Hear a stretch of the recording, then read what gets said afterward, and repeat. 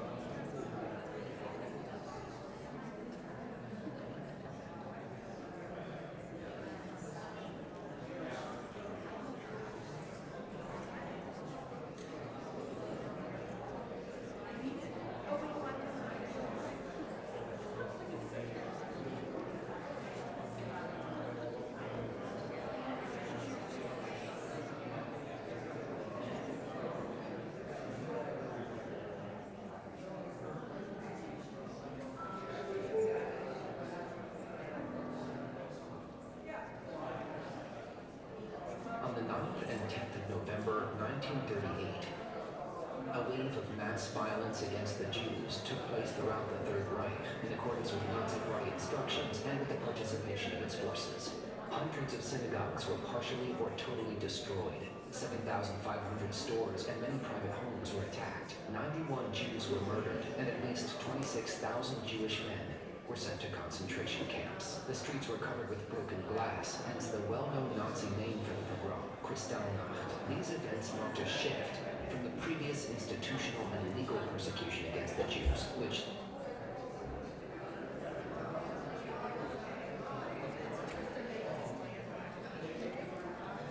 We are about to get started. If everyone could please take their seats, and we'll begin with a short video. You may have to be quiet. The volume only goes so loud.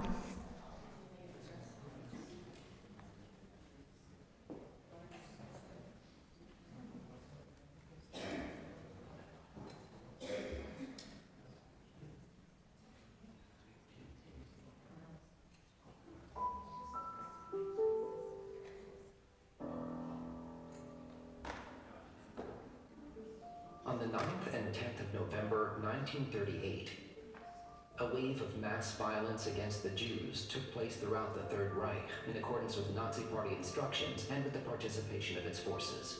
Hundreds of synagogues were partially or totally destroyed. 7,500 stores and many private homes were attacked. 91 Jews were murdered, and at least 26,000 Jewish men were sent to concentration camps. The streets were covered with broken glass, hence the well-known Nazi name for the pogrom, Kristallnacht. These events marked a shift from the previous institutional and legal persecution against the Jews, which then took on the form of a widespread and violent outburst. The official reason for the outbreak of the pogrom was the assassination of the German diplomat Ernst von Rath in Paris, but in fact, it was the result of months of planning and close cooperation between the levels of government, the party, and the economic authorities. From the fall of 1937, economic sanctions against the Jews intensified, gradually worsening over the course of 1938. The goal was to make economic life impossible for the Jews, and thus to expedite their departure from the country. The use of violence was intended to complete this goal. The pogrom brought sharp denunciations in the press and from public opinion in the Western countries. In Germany, however, the accusations were aimed at the victims, and the Jewish community was forced to pay a ransom of upwards of 1 billion Reichsmarks. The German authorities also issued edicts aimed at further forcing Jews out of society and the economy. Jews were made to close their stores and transfer their property at a loss to Aryan ownership. They were forced out of all public arenas, from schools to theaters, and their freedom of movement and housing rights were significantly limited. Some 2 months later, the Reich Central Office for Jewish Emigration was set up in Berlin. What had until then been a planned emigration of German Jewry turned into an emergency flight.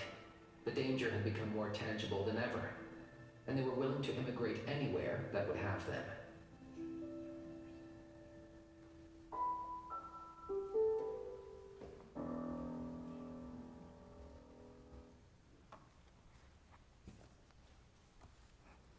Good evening, and thank you for joining us. My name is Alana Snyder, and I'm proud to be the chair of the Baltimore Jewish Council's Holocaust Remembrance Commission. In partnership with Bethel Congregation, I'm honored to welcome you to this evening's commemoration of Kristallnacht, the Night of Broken Glass. Before we begin, I'd like to express our gratitude to the Associated Jewish Federation of Baltimore and Bethel Congregation for their support of tonight's program. Tonight, we come together as a community to remember the horrors of Kristallnacht. 86 years ago, on November 9th through 10th, 1938, Nazi German leaders unleashed a nationwide anti-Jewish riot. The violence was supposed to look like an unplanned outburst of popular anger against Jews, but in reality, this was state-sponsored vandalism, arson, and terror. Over 7,000 Jewish-owned businesses and 267 synagogues were shattered, looted, and burned to the ground. Jewish schools and hospitals were desecrated, and approximately 30,000 Jewish men were arrested and taken to concentration camps. 236 individuals were killed. We mourn the Holocaust using the phrase "never again" to ensure that the heinous acts of violence and hatred experienced by European Jews in the 30s and 40s never repeats. We thank you for being with us tonight to remember the lives lost and forever changed by the Holocaust, and to remember all victims of hatred and violence that still plagues our world today. We gather today in a post-October 7th world, and while we rejoice and celebrate all living hostages being home, we remain vigilant to countering anti-Semitism in all forms and committed to our work as upstanders. Moderating tonight's conversation, we are honored to welcome Robert Lang. Robert Lang joined WBAL News Radio in 2004, serving as a reporter and weekend anchor. Since 2018, Robert has served as the station's afternoon anchor, including producing and anchoring the one-hour WBAL News Now at 6 p.m. In addition to his anchoring duties, Robert produces and anchors breaking news coverage and news special segments. A Baltimore County native, Robert graduated from Randallstown High School and earned his political science degree from the University of Delaware. Over the years, Robert has received numerous awards from the Associated Press and Radio, Television, Digital. Last year, WBAL News Now at 6 won the National Headliner Award for Best Newscast. Robert has also won Best News Anchor 5 times from the Chesapeake Associated Press Broadcasters Association. He and his wife Julie live in Reisterstown with their cat, Jules, too. Alongside Robert, tonight we have the privilege of hearing from a member of our community, Scott Ferenz. Scott was born in Far Rockaway, New York, and grew up mostly in Albany. He moved to Baltimore upon marriage in 1984 and began teaching for Baltimore Public Schools in 1986 for the Home and Hospital program in the areas of special education and social studies. He is still there after all these years, presently teaching patients at Johns Hopkins. He is most proud of his family, wife, children, and especially his grandchildren.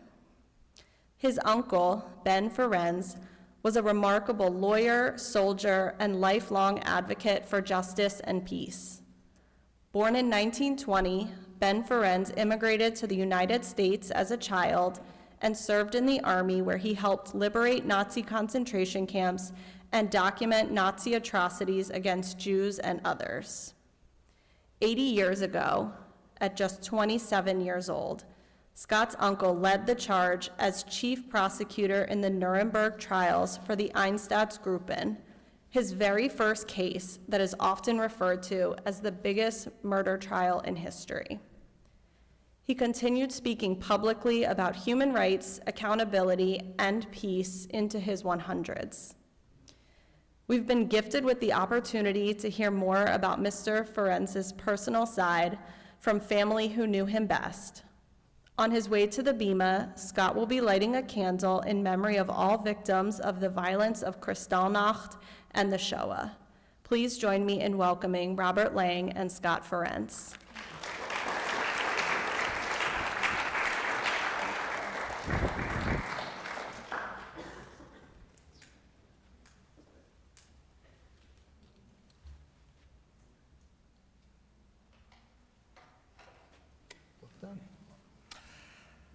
Well, good evening, everybody. It is an honor to be here. This year marks 80 years since the end of World War II and the liberation of the concentration camps. As with the rest of the greatest generation, the World War II generation, the number of survivors and liberators and war correspondents and those who brought the Nazis to justice are dwindling. As of January of this year, the New York-based Conference on Jewish Material Claims Against Germany, also called the Claims Conference, reported 220,800 Jewish Holocaust survivors still alive around the world. They live across 90 different countries. Nearly half live in Israel, 18% in North America, 16% here in the United States. About 17% live in what was once called Western Europe, 9% live in France, 2% live in, or 12% rather, live in what was once the Soviet Union.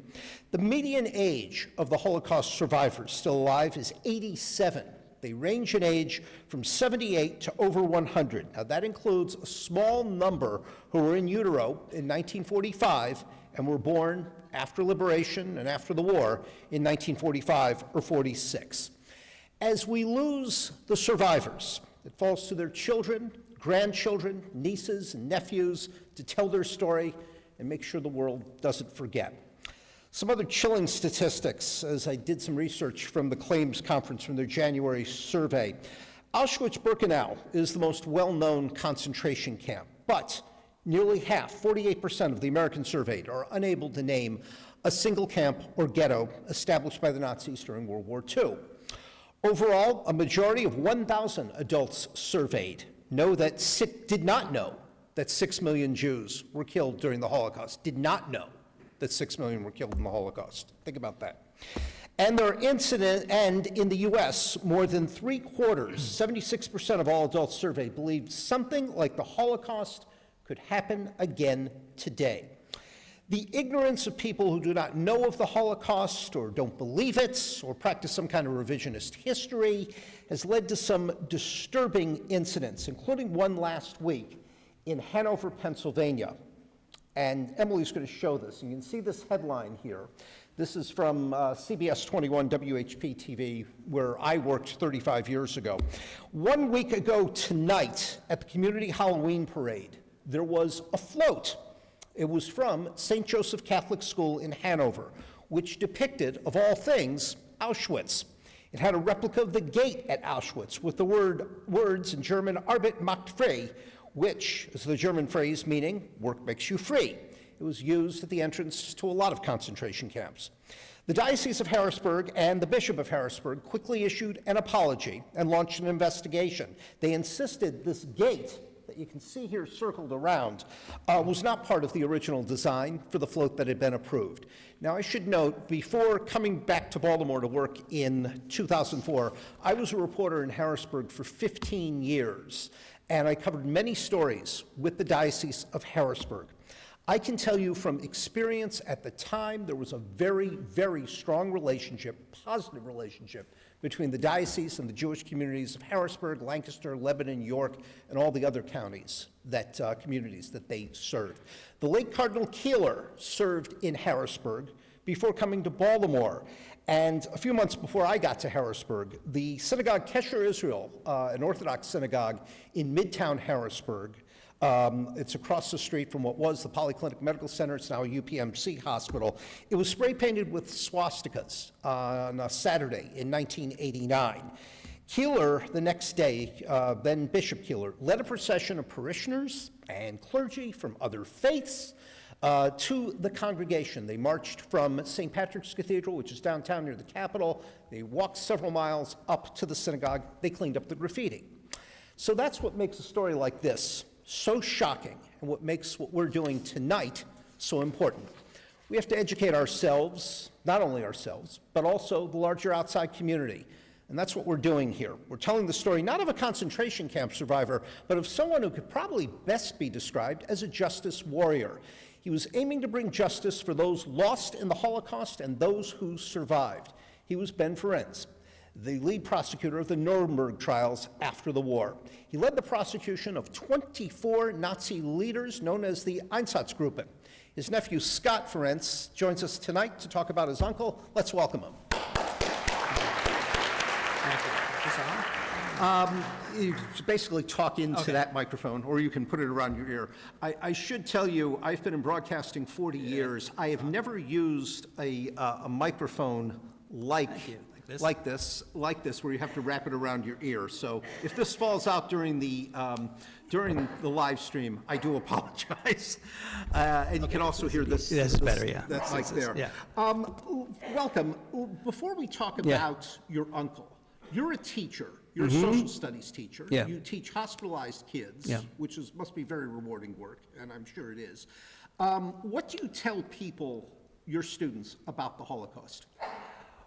You know, it's not something that's I don't really do too much with, but when it does come up, it's amazing how most students have no idea. They really don't have no idea, at least the students that I teach. And I know it's come up a few times. If I'm doing World War II, and I try to get try to integrate it into that. But I try to make it personal in a way, because things with Uncle Benny and things like that come up, and I make sure that they know that I had family who were there, and his role in it, and so that's really what I try to focus on. But I don't get into the kids I work with are sort of in rather delicate situations, so I don't want to get too graphic with some things. Right? So your Uncle Benny was not a Holocaust survivor. No. He was born in Hungary. Your dad was born Hungary, or? Well, my father was born later. Born in Benny the US. was born in 1920. Right. His sister was born a year before. Now, he used to say that she was born in Romania and he was born in Hungary, but they were born on the same day, in the same bed, but it all depended on what the year was and where it was. So he was born in 1920, and they left, and really they left because of things were getting dicey there for the Jews. He was born in Transylvania. Okay. And it's sort of, as an aside, it was sort of interesting. He actually grew up, was born, I should say, not grew up, but where Elie Wiesel was born. Oh, wow. They were both born in Transylvania. Okay. And it's sort of the irony of the fact that Benny later on was one of the liberators of Buchenwald, and Wiesel was there. And so Wiesel became the great writer about the Holocaust, and Benny became the great sort of person to try to pursue justice for the victims. So Your dad and your uncle grew up in Hell's Kitchen. well, in my New York. dad actually didn't. Oh, okay. So he was born, a little bit about the family, which is sort of. So Benny was one of two, with my grandfather Joseph, and he was married to someone with Shari, and they actually got divorced. So my father was born later on like 1928. So he was born to my grandfather's second wife, Rose Freed. Now to get real so Benny grew up in Hell's Kitchen, poor, dirt poor, and he tells some interesting stories. He was very short like that, and he was a hustler. He had to hustle. And he became part of these gangs, and one of the story that they would tell is that he was with a gang, and he was this little guy. He'd go into a store, Okay. and he would take stuff from the store, and he'd run out. mischievous kid. Yes, and so the rest of the gang would come and get the rest of the stuff from the store. So that was, that was him growing up in Hell's Kitchen, and we had a meeting. He had trouble in school. He didn't speak English until maybe he was 7 years old. Yiddish was the language of the house, and he had that meeting at a school, and with his mother, they went to this meeting, and he thought he was going to get thrown out of school, whatever, and was before he went to high school. And it turned out that they wanted to, was at Townsend Harris, this private prep school in New York, and they felt that he had what it would take to learn there. Okay. And that was the thing. Now, as far as to really get confusing, and he married later on, and we'll get into that later, but he ended up marrying my father's first cousin. Oh, wow. Yeah, Okay. so we're related on both sides, so it's sort of interesting, yeah. Were they, as he was growing up, and as the 30s, we went through the 30s, and the war was growing, were there relatives who left behind that they were trying to get out, or were they aware of what was going on, what was happening to the Jews of Europe? I didn't have a sense that there were relatives left behind. Sure. Most of my grandfather his father's family was left behind. As a matter of fact, there are two cousins, two survivors. There were two, who might be my father's cousins, who ended up going to Israel after the war. Many of them passed away. I'm not sure exactly who. And that was also from my grandmother's side. So I don't know if they were trying to get them out. It was a struggle just to sort of survive day to day. Right. So I don't know if that was the case. Later on, I know he was aware of a cousin who he was able to get out of the camp. Did that motivate him to do what he did as a lawyer, or was it when he was in the Army and he liberated, was Birkenau? He went to a few different places. His role was he was really accumulating evidence. Okay. That was his role. So he would go in different places. This while he was in the Army, or he was still in the Army. Okay. He was still in the Army, and he was involved in going into the camps during the liberation. And there was a cousin that he was able to get out of the DP camps and get to the United States. His motivation, it's hard to say, but he ended up getting a scholarship to Harvard Law School, and he ended up sort of apprenticing with a professor who was involved in international law. He was turned down by, I think I told you this, Ezra Pound was one of the people there, and he was turned down. You're old enough, you remember who Ezra Pound was. He was turned down, and he always, just backtrack for a little bit, he had a certain, sort of empathy for the victim. The underdog. The underdog. When he was growing up, when he was a teenager, and he would get a summer job, he was involved in like a group home kind of environments. Even as a kid, he would befriend these people in the neighborhood who didn't even speak English, but he just felt something about them. So by sort of apprenticing with this professor who had written like the book at the time about international law, that's what probably sort of got him involved in it originally. Yeah. How did he get this case? And he was 27 years old. He was out of law school. Right. He was out of the Army. He was still in the, I think he was still in the Army. Well, I shouldn't say. He actually. It was really strange. He would be discharged from the Army, but then when he went back to they called him sort of back to do this kind of work, they sort of commissioned him again. Okay. So he technically was in the Army. So how he was, again, as I said, he was the head research evidence gatherer in Berlin. And that's typically what you do with young lawyers, is they don't argue cases in court, they help research for the more seasoned lawyers. Right. So that was his job. The trials, there were already trials going on in Nuremberg. Right. There was about 11 cases. This was the first case.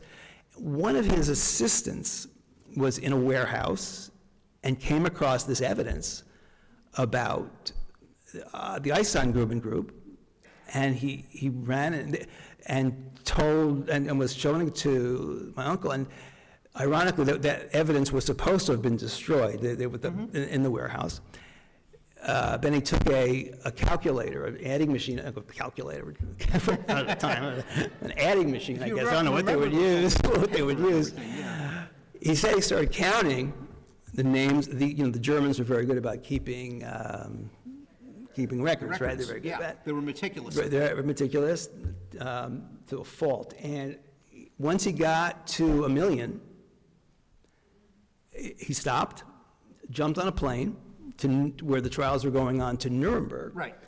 And his sort of superior person, Telford Taylor, they became very close, and later on they was a law partner. Right. Right. And he said to Taylor, you got to put these guys on trial. And Taylor said, we can't do it. I'm booked. I don't have the core. We got the case up here. A lot of work. Yeah, and so Benny got sort of angry with him and said, "You can't, these people, this is mass murder." Right. This is like the case that really involved the Holocaust. Some of the cases didn't involve the Holocaust, but this one really did. And so Taylor said to him, can you do it? When top of your other responsibilities, he said, yeah, I'll do it. Wow. And he had never tried a case in court. And so that was how we got, that's how we got the case. And there were 24 defendants. These were not your grunts. These were not the guards. These were the high-ranking. Yeah, he was very specific. With along with the trials, he wanted to get the top people, the decision makers in this, and so there were 24 people sitting there, and so why was there just 24? And it's sort of a mundane kind of answer. Had to do with the courtroom. They didn't have enough chairs. It was like they couldn't.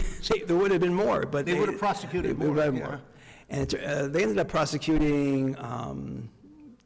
One of them committed suicide beforehand, and one had Parkinson's or something, so he left. So there was 22, and he got convictions. And I don't know the numbers, but some did hang. There were 24 defendants, all convicted.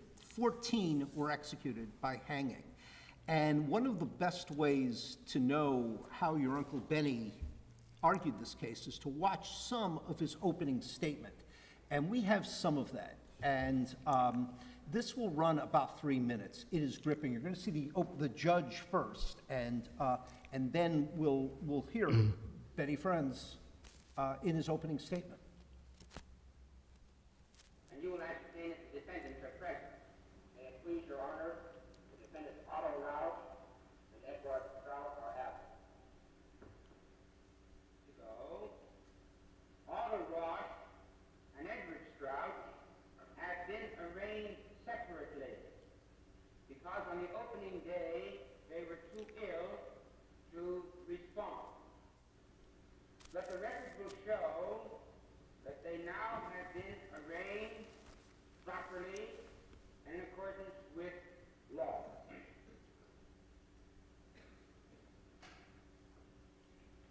We are now ready to hear the presentation by the prosecution. This was a tragic fulfillment of a program of intolerance and arrogance. Vengeance is not our goal, nor do we seek merely a just retribution. We ask this court to affirm by international penal action man's right to live in peace and dignity, regardless of his race or creed. The case we present is a plea of humanity to law. We shall establish, beyond the realm of doubt, facts which, before the dark decade of the Third Reich, would have seemed incredible. Force will show that the slaughter committed by these defendants was dictated not by military necessity, but by that supreme perversion of thought the Nazi theory of the master race. We shall show that these deeds of men in uniform were the methodical execution of long-range plans to destroy ethnic, national, political, and religious groups which stood condemned in the Nazi march. Genocide, the extermination of whole categories of human beings, was a foremost instrument of the Nazi doctrine. Mr. Glancy will now read part 1 of the opening statement. On 22 June 1941, This is the other prosecutor, Germany and we can stop that. I've watched this several times since you and I first met. Yeah. And I am just taken by the man's commitment. You know, he saw this evidence and it affected him. He saw what happened to his relatives. He saw what he did as a liberator and how that motivated him. I know you got to talk to him over the years. How did he reflect on it? It was the defining moment of his life. I mean, this was the seminal moment in terms of everything that he did after really came from that. He was just motivated by what he saw. Sure. And he just felt committed to, and I think when he says, he talks about the law. Right. Right. That was what really, that's what drove him more than anything. So he basically, yeah. I mean, it really just it drove him for the rest of his life. Not just from this, from what he saw. Sure. It was interesting. The judge there, I forgot to pronounce his name, Musimo. He was one of the judges, and he said to him afterwards, he said, "When you started, I couldn't see you over the podium. As you were talking, you got taller, and when you finished, you were a giant." I mean, so that's really, yeah. There were no witnesses called. Everything was based on the evidence, the data they found. He just felt that was clearer, that was more precise. The witnesses tend to forget, they might not remember. So Right. that was really what drove him to just use that and not. And to give some perspective, this Yeah. was 1947? 47, it was 47. Okay. Yeah. And how long did it take him to present the case? Did he say, I mean, was this something, I mean, he called no witnesses, so how long was he addressing the court? Did he say that? No, the trial lasted, I think it was, from beginning to end, it was a couple of months, but. Right. But I don't know exactly, yeah. Okay. And he later, this was his only Nuremberg case that he handled, right? Yes. He was involved in a case, there were cases against corporations. Sure. German corporations, and one of the ones that he was involved in was the Krupp Corporation. And he did get convictions, but he was rather bitter about that experience because, and this relates to some of the things that happened after the war, because of the Cold War, some of the sentences for the Germans were sort of lessened. The Krupp, the person who was convicted, ended up getting all his money back.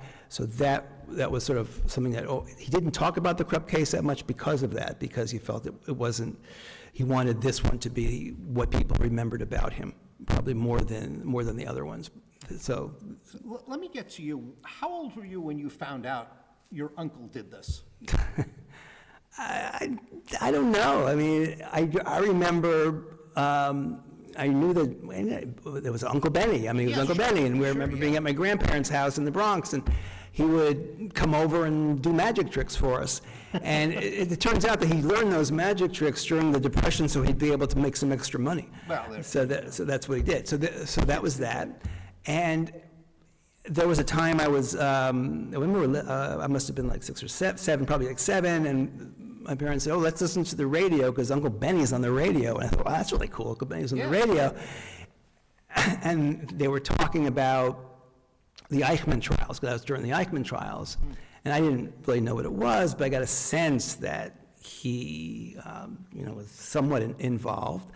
And it was interesting in terms of the Eichmann trials, he was not directly involved, but he gave advice to the prosecutors. And he also actually did not want the trial to be in Israel. He wanted it to go to an international tribunal, a Nuremberg-style tribunal, because this becomes... Did he feel if the trial was in Israel, it would be, people would argue it wasn't a fair trial? I don't know if he was concerned about the fairness of it, but he wanted this idea of crimes against humanity. And this, later on in his career, this idea of an international court became significant. It sort of evolved that we heard about Nuremberg, and Benny was in Nuremberg, and I knew he was in World War II because we'd go to their house, and they lived in New Rochelle, and they had a like canopy thing in their backyard, and it was a parachute, and it's true that they were in a plane that caught on fire and over Germany, and his wife, and he jumped out of the plane, and he survived. He parachuted out of the plane, and he ended up at the time was when Germany was split up, and it was in East Germany, so that was a little dicey for him, but so there was that, and just my own personal interest in history. Anytime Nuremberg came up, I'd always look and see where is it about Benny, How did it influence you to become a teacher or in your life? I mean, was it life-changing, hearing these stories? Well, I think it ended up directly. I once thought about being a lawyer, but didn't quite work out. But so did I. we all do. If you're not going to go to medical school, you got to. I didn't want to spend another 3 years in school and then become a lawyer. If you're a history major or something. Yeah. I think that it influences us because it's in the family, and this idea of justice and fairness and this idea of law being a driving force is very important. I think that I get a sense, and if he hadn't become an international lawyer, I have a feeling that he would have become one of the great civil rights attorneys, because this was his the victim. I will help the victim, because a Jewish version of Thurgood Marshall. Yeah, because you think about that. It's a lot of it has to do with his upbringing. He, as we said, he came from what would be called a broken home. He didn't have a permanent address. He'd go from place to place, and at one time his sister was getting on his nerves. And so he was probably 17 or 18, and I wish I could ask my father this, but supposedly Benny went to where my father was, and my grandfather and my grandmother, knocked on the door and said, "I'm moving in with you now," because he just couldn't deal with his sister. But so okay, and then he practiced law, dealing with reparations. Right. Tell me a little about that. So you can almost talk about his career in terms of gathering evidence, then prosecuting, and then getting reparations. And so he was very involved in these, and it's like a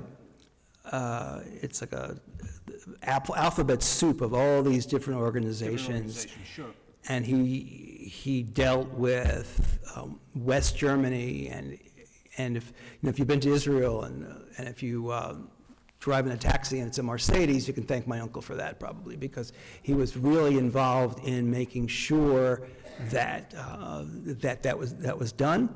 He was at a meeting at the time, it was the chancellor, the first chancellor of West Germany, Adenauer, and they were signing the papers. There was a lot of negotiations that went on, and so he told the story about how Adenauer's pen ran out of ink, so he whips out his pen that his wife had given him, and he had kept all those years, and Adenauer signed this most important document with Uncle Benny's pen from his wife. So that was yeah.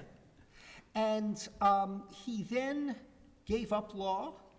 Yeah, well, I wouldn't say he gave up give it up, law, no. I did want to say other thing about the reparations thing. Sure. And it wasn't so much the reparations, but he also, Benny was not a religious person, but he was very aware, and he would consult rabbis about different issues. Right. And this is an interesting story. He was, the issue was it was about German cemeteries and the Jewish cemetery.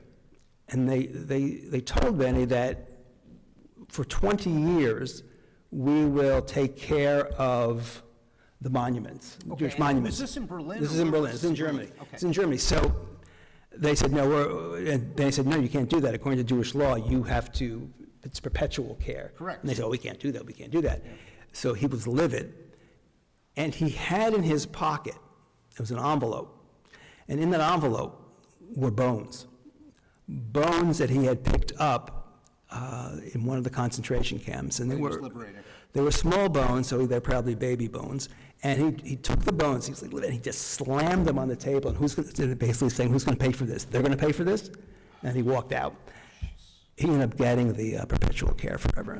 There So you that go, was- he that was- secured that. Yeah. And he continued to work, He do worked, this work for... yeah, well, he had, in different parts of his career, he went into, he wanted to make money. They moved back to, they lived in Germany. All his kids were born in Germany. And he wanted to make money, but he was sort of out of the loop, so it was hard for him to get a job, like with a good law firm. And he ended up he ended up doing a lot of cases having to do with getting people compensation. So he'd go to and that was like his sort of main source of income. He'd get money. He'd go to they were suing these companies. If people had a case against these companies, he'd make money that way.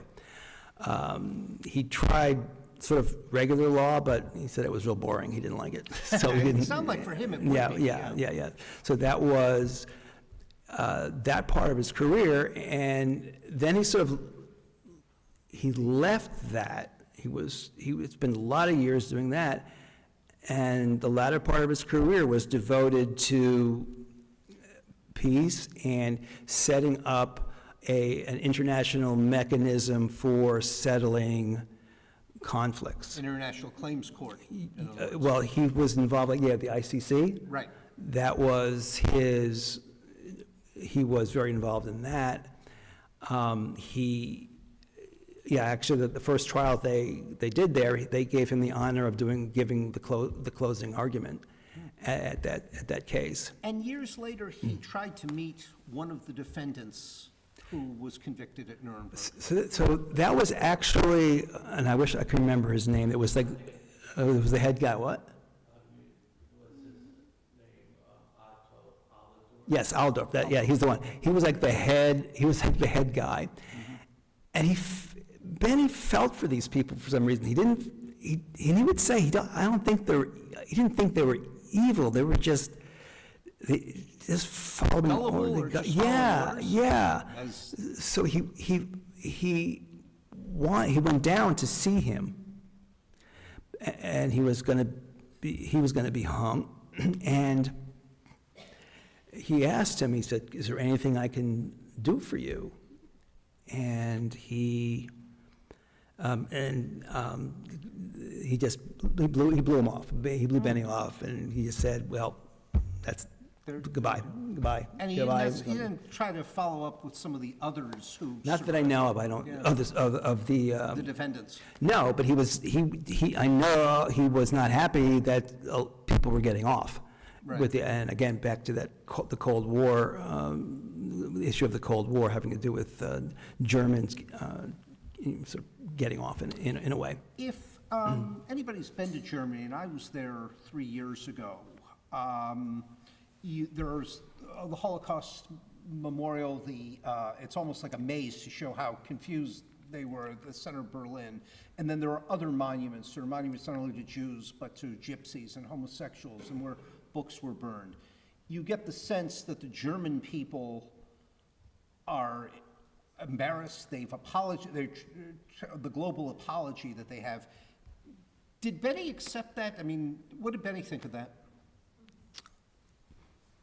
I'm not sure, but I think he did. I mean, because he was able to negotiate with them and get compensation and get reparations. So in that sense, I think he was okay with it. I mean, Sure. Yeah. You mentioned to me that years later, towards the end of his life, he had moved to Florida. Yeah. And he would hold court with friends and relatives. Yeah. As often what happens when friends in Florida, older friends get together, they try to solve the world's problems, try to talk about the state of the world. What would he say about, events of the time, hostilities around the world? He actually wrote an op-ed, was offered to co-write an op-ed with, of all people, Robert McNamara Yes, yeah. for the New York Times in 2000. And that was, so that was in support of the ICC, the International Court, and McNamara actually called him. Right. And he thought it was a joke. He didn't. At McNamara, there were calls for McNamara to be tried at The Hague for sending thousands of men to Vietnam as the defense secretary for Kennedy and Johnson. And he had, in the 90s, he started apologizing. And I remember, interviewing, among others, Governor Tom Ridge of Pennsylvania, who was a Vietnam veteran. Do you accept this apologist mea culpa? And he was sharply criticized for that. But he and your Uncle Benny... Well, so Benny said to him, you might be one of the people that we put on trial. Sure. So, but they wrote the op-ed piece together, and McNamara supported the ICC. But he was very at all the points in his life, but even towards that latter part of his life, very intense, very driven, very committed. We hadn't seen him in a while. He was getting an award in New York for something at Cardoza. And it's so interesting because he's like a rock star, these young lawyers. Sure, I would think he would be. And he's in his glory there. And we hadn't seen him in a while. I haven't seen him in a while. He did a lot of traveling, and first thing he says to me is, "So what are you doing to save the world?" Well, I don't know. I'm not. But that's, if you're just working and raising a family, are you saving the world? Right. I said, well, I have kids. None of them are in jail. I mean, come on. No, that's a good thing. So, I mean, come on. That's all right. But he didn't like people who were slackers. He Oh, didn't like no. people who weren't No. working to save the world. No, he was very committed. But back to your other question now, in terms of Current events.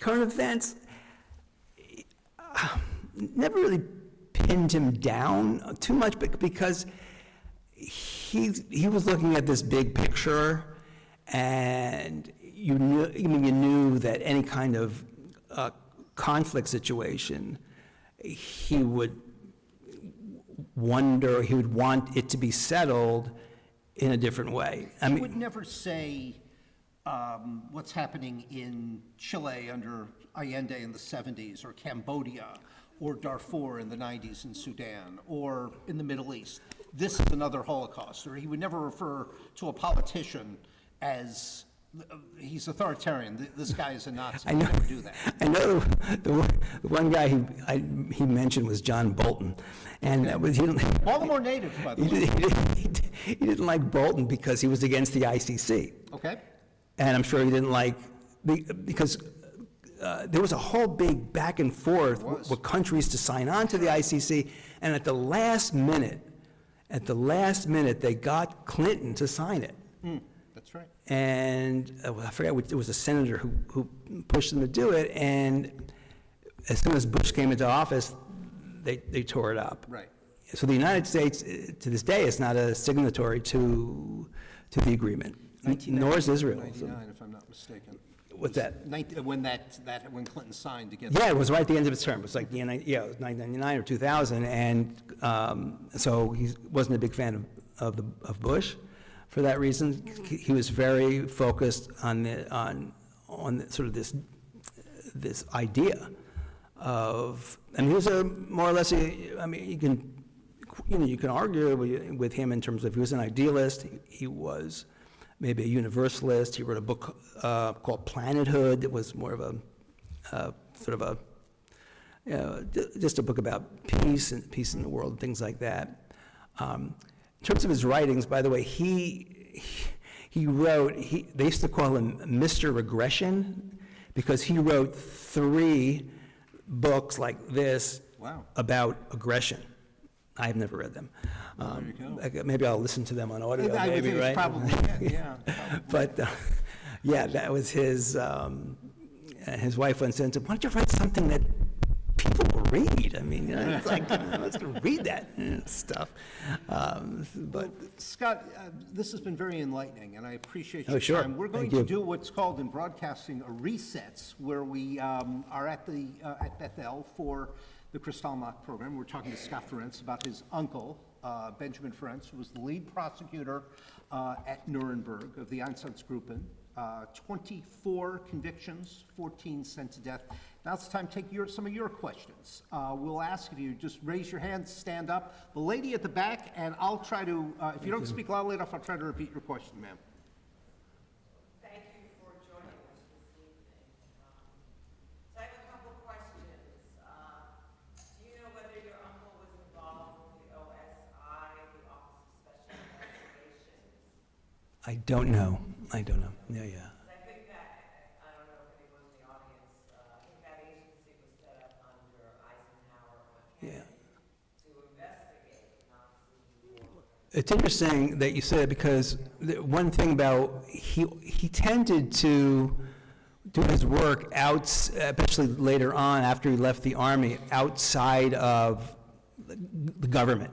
He was like almost like a lone wolf kind of character. He never was hired by the government to do any work. Did he not trust the the U.S. government or any other government? No, I think it's a matter of they just, maybe, I don't know, it's too short? I don't know. You had another question now. So Nuremberg, the film is premiering tomorrow, I think, November 7th. Are you planning to see it? I'd like to see it, but I think that it involves some of the earlier trials. Robert Jackson, they mentioned that character. He was the he was Supreme Court Justice, and he was the top. He was the lead for the whole thing. So I would like to see it, but I don't think it involves the Einstein-Gruben cases. My understanding. Thank you very much, ma'am. Appreciate it. Any other questions? At the back there, that gentleman. I saw some pictures from World War II, and they had hung some women, but that probably wasn't Nuremberg. I don't know if there were women. All the defendants In Einstein-Gruben case were all men. They were all men, but I'm not sure about the other cases. But Einstein-Gruben, they were all men. And also the men, if you go through the biographies of, there were a lot of accomplished people. One of them was an opera singer. He taught voice. There were doctors. There were lawyers. These were professional people who committed mass murder. It's mind-boggling. gentleman in the front. It's my son. Was Uncle Benny at the time when there were other Nazi trials? He was doing research. Like when Herman Goring? Yeah, he was doing research. Yeah, that was his job. He was in Berlin doing research. For those, he did research for those cases. He was connected to those cases as a young researcher. Yeah. But I didn't see him in the trial. He wasn't at that trial. He was doing research. He wasn't in Nuremberg. He was in Berlin. So he's got a lot of research. Yeah. No, he was the head of the Berlin bureau. Lady on that side, go ahead. I'm curious if at the time, did he receive prestige for what he did? Were people aware of the value? Like now we look at him and we're with Nuremberg trial, but at the time, was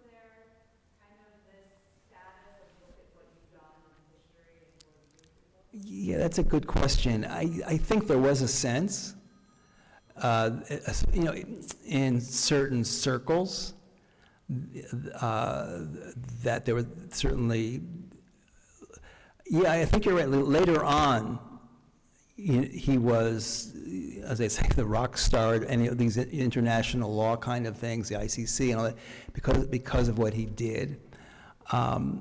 So it's hard to say. I think there was certainly, what he accomplished at Nuremberg was within a circle was important. It's interesting because he was sort of under the radar in terms of getting this 60 Minutes and all this other publicity. Right. And once he was the last surviving prosecutor, all of a sudden it's like, oh, we got to talk to this guy. He's 100 years old. He was doing interviews, by the way. He died when he was 103.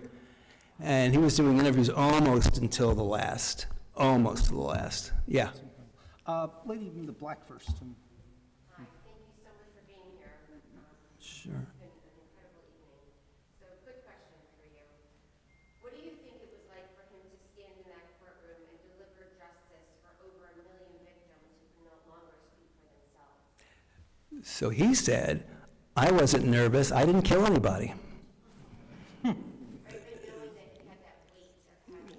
Yeah, I think there was he was prepared. He felt strongly because he had the evidence. And he had such a belief in the law, and if you have the evidence, you'll do okay. Was he happy with the outcome? Yes. Yeah, he was. I think at the time he was, but as I said, there were times later on when not every defendant was hung, and some did get early release, and he was not happy about that. That was across the board for other cases too, that he would, Just a follow, oh, go ahead, ma'am. Oh, but not all 24 that were being tried were convicted. they were all convicted. They were all convicted, but they weren't all hung, because it was a matter of degree and evidence. And Just a follow-up on that question. Did he hear over the years from Holocaust survivors who say, you led to the conviction of this defendant who killed my relatives? I mean, or did they express gratitude towards him? Did he try to reach out to them? Because very often a prosecutor will, in a criminal trial in this country, you'll talk to the victim's family, and the victim, they may even speak in court. I don't know, but I know that he was contacted and was involved in those cases involving Krupp and these other corporations. So that was, and he would be defending a group of them together in that kind of case. So I don't know if he ever really contacted them. There was a lady at the back in the stripes. Thank you for coming. It's very interesting. I just wanted to know, did you ever talk about Fritz Bauer, who was the German chief prosecutor? Fritz Bauer. Yeah, I never heard him talk about him. No, he was, I don't know, no. Lady up front. Certainly, all of the individuals that he tried were horrible. Through the research that he did he ever talk about anyone being worse than the other? We know that Mengele had avoided capture for so long. Did he say anything to you about him?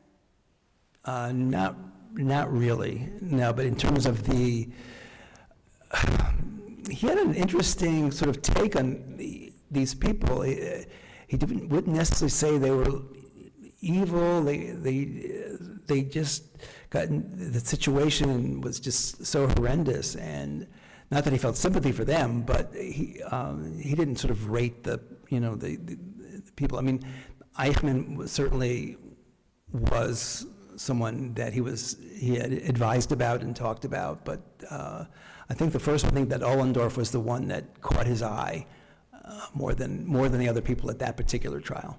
And we got time for a few more questions. Gentlemen over, did we get somebody else? Oh, okay, let's go over that lady there. Thank you for being here, number one. As someone who stood for justice, I'm curious if your uncle ever spoke about all of the war criminals who went to South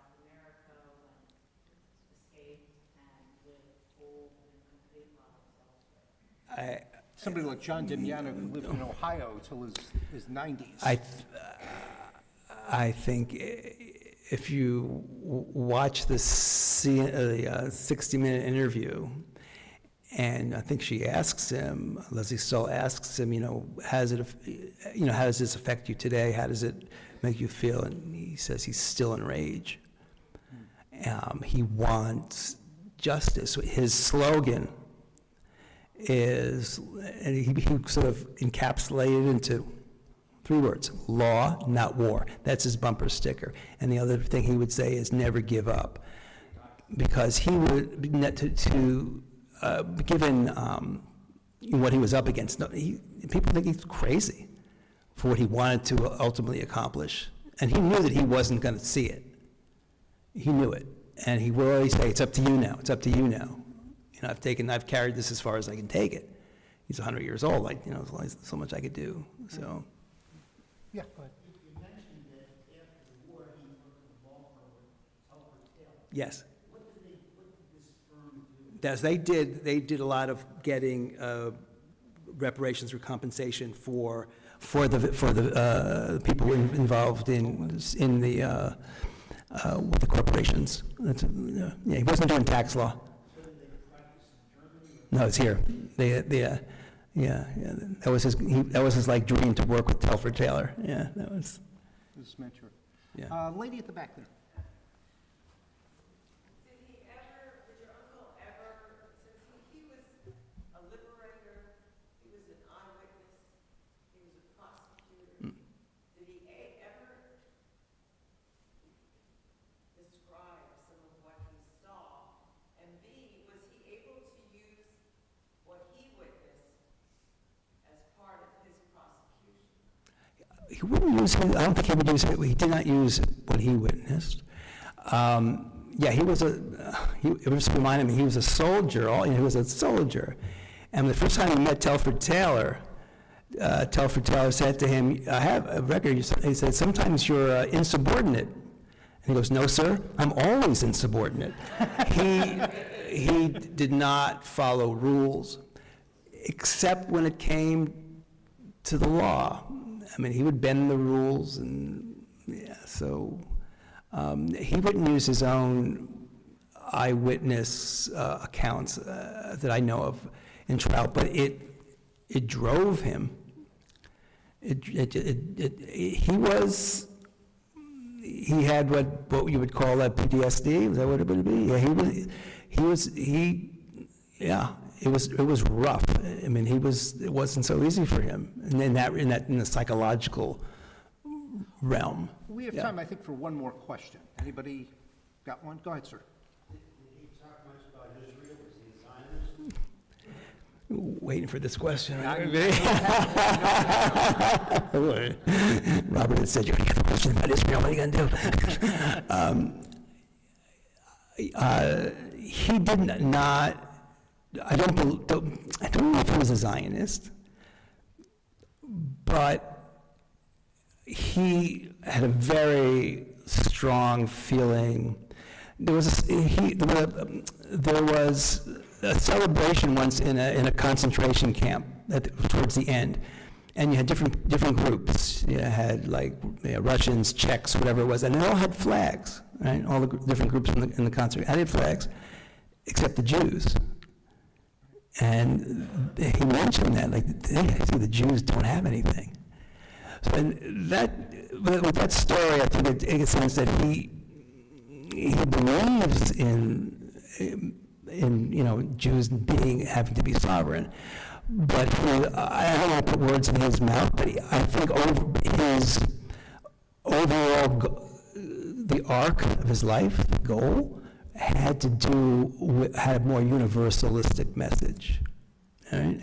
But at the same time, we can't underestimate what he did for the Jewish people, for the prosecution, through getting the reparations, and he was a little Jewish boy from New York, and he never forgot that. It was an incredible life and an incredible legacy. Yeah. Scott Ferenc, thank you very much. Scott, a round of applause. I want to just take a quick minute to thank Emily and Alana and Randy and Howard and everybody at the BJC who invited me for this. It's been an honor, everybody at Bethel, for hosting us tonight. It's Randy's fault. I don't know. Well, that's, Right, yeah. Randy. I'm doing that for Randy. But thank you very much, everybody, and thanks for joining us. Have a good night.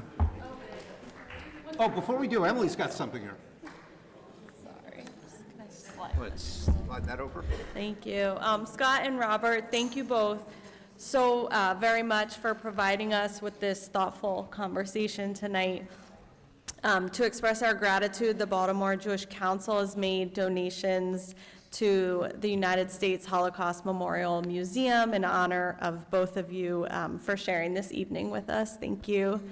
As we close this evening, I want to thank each of you for being here to remember, to reflect, and to stand together as a community. We hope that you will join us for 2 upcoming programs. First is the story of Roddy Edmonds at the Berman Center at Towson University. And on December 8th, please join us for a program entitled Sharing Their Memories, in which we'll hear from multiple generations of Holocaust descendants who will share the stories of their family members. For more information, please visit the BJC and Berman Center websites. And I want to extend a heartfelt thank you to the Holocaust Remembrance Committee for their dedication, especially Emily Goodman for her leadership, to Bethel congregation for their partnership and hospitality, and again to Robert and Scott for sharing their time, insight, and personal connection with us tonight. May we continue to honor the memory of those lost by choosing compassion, courage, and action in our own lives. Thank you all. Thank you both so much. It was a pleasure. Thank you. Thanks for being here. Thank you. And for your work as a teacher. I'm a special educator. I'm a special educator for Baltimore County. So, yeah, it was in toddlers. Yeah, birth to 3. One summer years ago, I went out in the streets, I knew somebody, what was her name? Anyway, so you're going home? Yeah, well, I'm in administration now, team leader, so I'm more site-based, but I still have a small caseload and, I have so home-based, community-based. Test it. Is it Daisy? For the E-Lab? Yeah. The E-Lab, yeah. Also out of my, I just did it. Don't do anything. It's noble work. Thank you so much. Scott, that was great. I'm going to get the book. I already wrote it down on my phone. The one? Yes. Yeah, I love to read history. I read a lot of history. That book. Listen, we're going to put you to work. But you also have personal knowledge. Wove that in. It's like cramming for an exam. Managed. I'm going to ask Randy. Anyways, I just wanted to say goodbye. I hope we can see each other again. Yeah. Lauren and I start to talk more these days. I'm going to have Randy take a picture of us. Oh, great. Yeah, you sent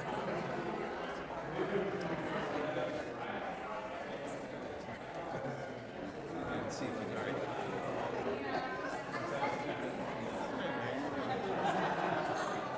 Yeah, the horizontal picture.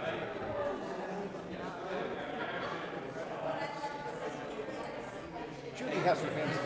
Thank you. She's a good sport. I just want to say thank you. Oh, thank you. And thank you for doing all that research. Thank that you. was really Thank you very helpful much. I in the appreciate it. conversation. Thank you for Absolutely. sharing your Absolutely. Hang story. on. Thank you. No, I'll do it. My wife was here. I had a... Makes you look thin. At least that's what one of my old anchors told me. Yeah, thank you. Oh, thank you. That's a great idea. One picture. Oh, yeah. One for the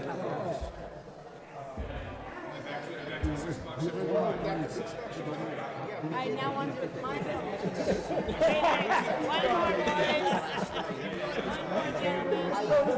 That's not what I want to ask.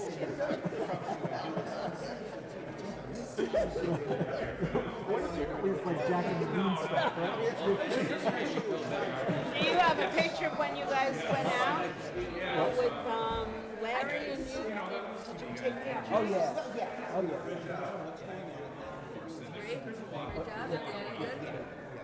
Very nice. It's not often I meet somebody from Far Rockaway. I grew up in Far Rockaway. We actually lived in Rockaway Beach. Oh, you were in the northern. Yeah. Born in St. Joseph's Hospital. I was born in St. Joseph's Hospital. Mike Kellner. But I lived in Beach 30th Street, Edgemere. Yeah. It's so fun. Yeah, nice. It was a great place. When were you there? I was here from 55. Yes, 55 until 60. Moved from 61, 62 to Albany. Yeah, I moved in 57. Of course. All right. We're going to do a ball game. Yeah, definitely. Oh, yeah.